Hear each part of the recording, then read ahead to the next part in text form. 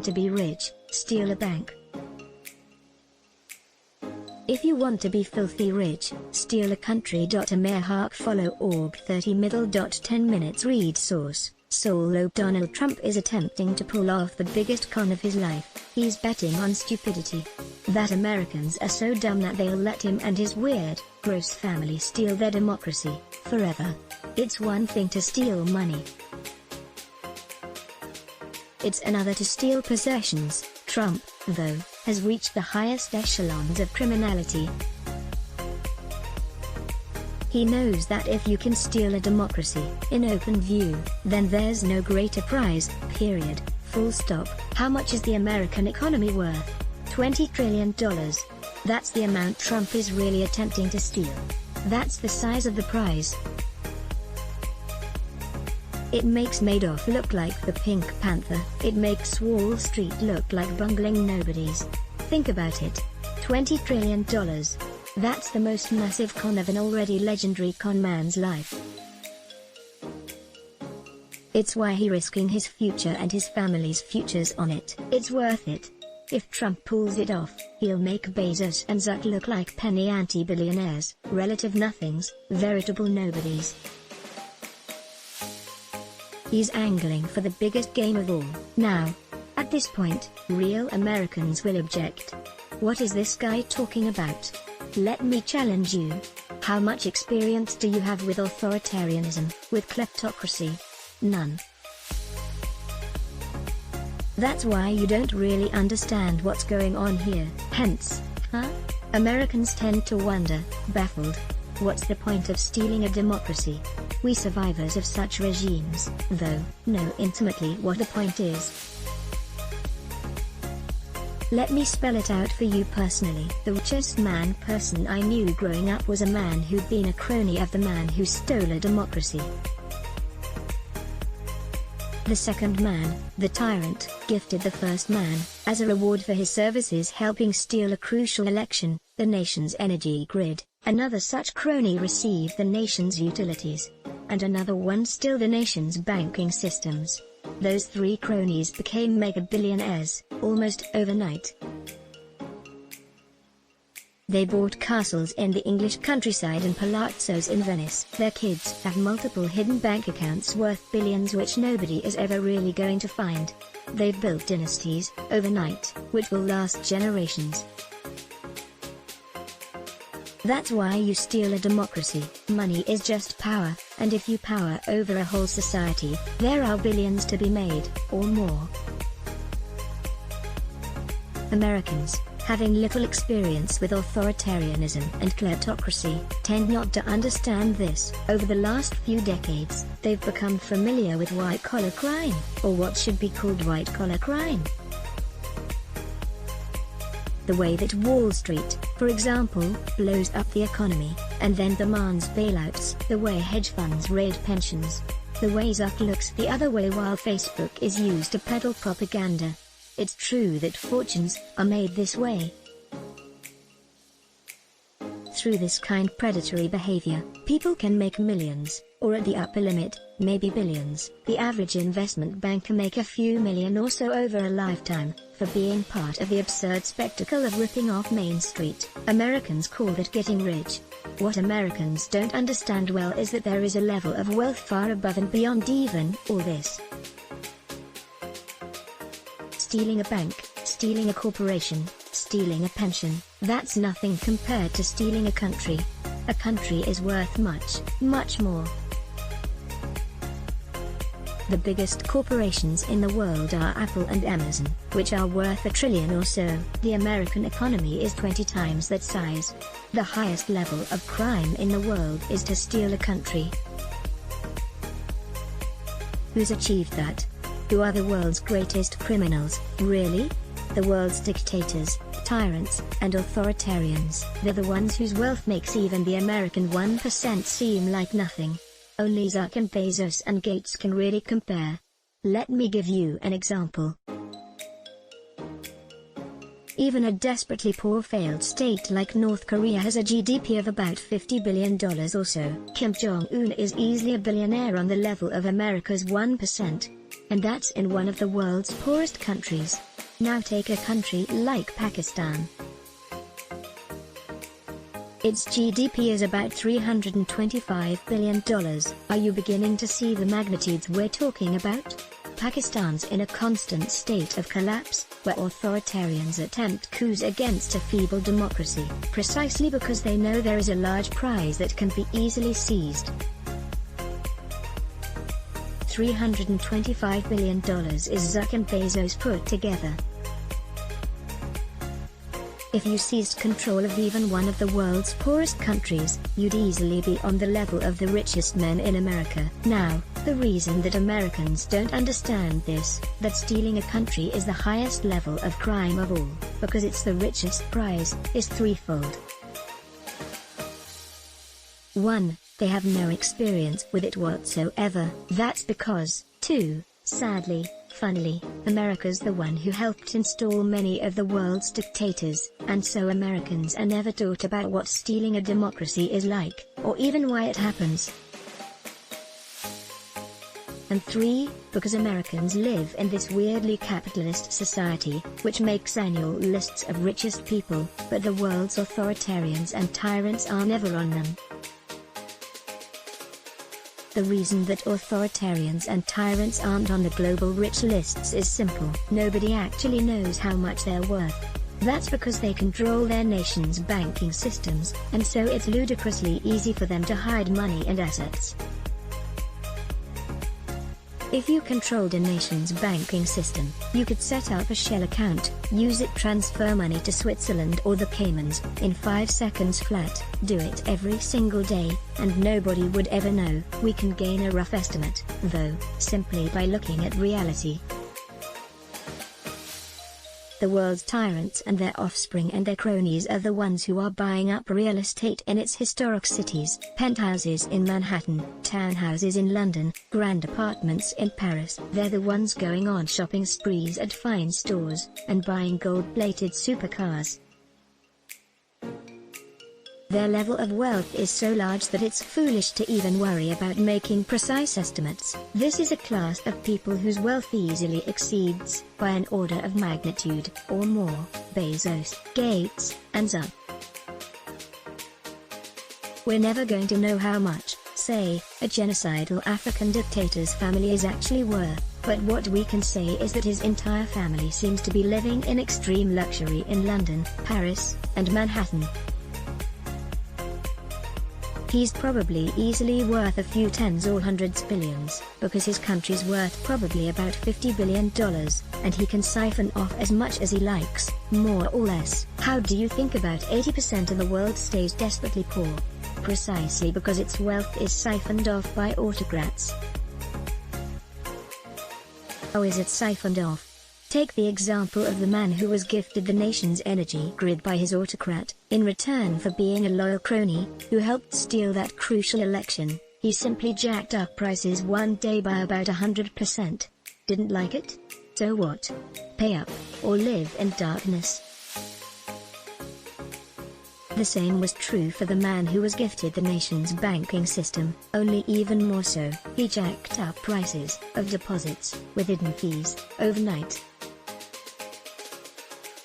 And then he began simply demanding money from the treasury, because his bank had bad loans to cover. Once you control a nation's critical institutions, making money is as easy as stealing candy from a baby. There are 100, 1,000 ways to do it. And because you now control those institutions, and they're critical, nobody much can resist you. Sure, in the country I'm talking about, people complained bitterly. But they had to pay the oligarch to keep their lights on first. Sure, they were deeply angry about having to pay this and that just for the privilege of using their own money, but they had to pay first just to live at all. Americans have no idea, none, how rich the game of stealing a country really is. In 3 crucial ways. They don't get the vast magnitude of the sums involved, that even stealing away a poor country like North Korea can make you as wealthy as Bill Gates. They don't get that once a country's stolen, you can profit from it more or less forever, because there's no way out then, you have to pay up. Because they don't understand how vast the sums involved really are. They don't understand how or why this game is played at all. The result is that Americans right about now are where they've been for the last 5 years or so. In the dark. They're too dumb to understand what's really going on here. No, not all of them, maybe not even most of them. But enough of them are. So let us survivors tell you the terrible tales of our childhoods. They go like this. Brutal and violent men rose through the ranks of criminality. They stole homes, savings, possessions, even lives. And that wasn't enough. They stole companies, banks, corporations. And even that wasn't enough to satisfy their greed. Eventually, they realized, as such men do, that the richest prize of all was a nation itself. It was worth the sum of all of those savings, possessions, incomes, banks, corporations, companies. It was therefore the largest winning of all. It was the thing they should really have been trying to steal all along, and that is exactly what they began to do. Along the way, they found unwitting allies. The natural enemies of democracy. Religious fanatics, ultra-conservatives, extremists with guns. And they formed a kind of unholy alliance. The criminals said to the fanatics, if you help us end this democracy, we will reward you with power. And don't worry, we are very pious men. The fanatics, because fanatics are always fools, desperate for power, illiterate, unread, grinned with delight. They couldn't believe their luck. And so the criminals provided the money, the resources, the organizational capital, and the fanatics gave them, the criminals, their social capital, their seal of approval, their marketing. These are wonderful men. They will save you from the hated minorities, the untouchables, the ones that our God doesn't favor. They will make you great again, said the fanatics, to their flock, week in and week out. And over time, people began to believe them. After about a decade of that, there was a crucial election. It was stolen. Maybe it was thwarted. Maybe there was a coup. Maybe it was manipulated and tampered with. And a democracy died forever. What happened next? The fanatics, the true believers, were given little kingdoms. They wanted power, not money, and power was what they got. They built little SS's and Gestapos, which they used to disappear people, torture them, put them in jails forever, for the crimes of dissent, criticism, free thinking.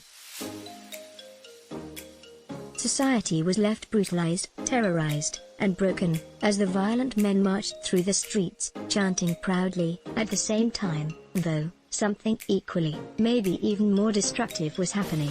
The criminals were seizing control of a society's key institutions, its critical infrastructure. Banks, utilities, corporations, companies, they were all being silently taken over, and gifted to cronies. And if a person wanted to stay in control of one, they had to become a crony. So fat old men who'd been low-level career criminals were on their way to becoming billionaires, overnight, and once they had control of a society's key institutions, its critical infrastructure, they began to use them the way any good mafia would. Want access to your bank account? Oh, sorry, it'll cost you an extra $100 now. Want electricity? So sorry, the rates just doubled. Hey, still want to send your kid to school? Great, wonderful. Pay up. And so these nations didn't just descend into brutality and violence, they stayed poor. And poverty meant that they could never really fight authoritarianism and fanaticism, either. If you're poor, what are you going to fight with? You're too busy eking out a living to worry about fixing your society. Weary, defeated, you just accept it at the end of the day, this plight. That is how much of the world has stayed poor and broken to this very day. That's what's at stake, and already happening, in the American election. 80% of Americans live paycheck to paycheck. 75% struggle to pay basic bills. and 60% are unable to raise $1,000 for an emergency. Americans are already too poor, too busy eking out a living to afford to fight authoritarianism and fanaticism. Most Americans can't afford to skip their shift for a protest, let alone risk losing their jobs completely. This is the story that American pundits aren't telling Americans, because they can't, because they have literally no experience with any of the above. And so Americans largely stay ignorant of all the above. There's no greater prize than stealing a society. A bank, corporation, job, pension fund. A nation is the sum of all those. You can steal even a poor country, you will become one of the world's richest people, and even better, nobody will know, because you'll be able to hide away all that wealth where it can't be found. That's why this is the biggest con of Donald Trump's life. Billions? Forget it. He's playing for trillions. The American economy is worth $20 trillion. Trump, as America's autocrat, can easily, over time, siphon off 10% of that a year. How much is that? $2 trillion or so. And that's a low estimate. That's the size of the prize. Hence, the unholy alliance with America's fanatics and extremists. The kleptocrats, the criminals, promise the fanatics power, and the fanatics look the other way while the criminals take a nation's money. A nation ends up brutalized and poor just like this. Defeated, broken, impoverished, abused. All that is really what the phrase democracy's dying really means. Americans have little idea of any of it yet, if you ask me. So let us survivors of authoritarianism educate you about how these games are played, what they really mean, what the stakes are. The biggest con of Donald Trump's life isn't a Manhattan skyscraper worth a few billion. That's peanuts. It's a whole country. Worth trillions. And what Trump is betting on is that Americans stay dumb enough to let the con work best, as all cons do, right out where everyone can see it, but nobody really believes their own lying eyes. Umair August 2020. Let's block ads. Why? Show your love for him. Click the link in description. Thanks for watching.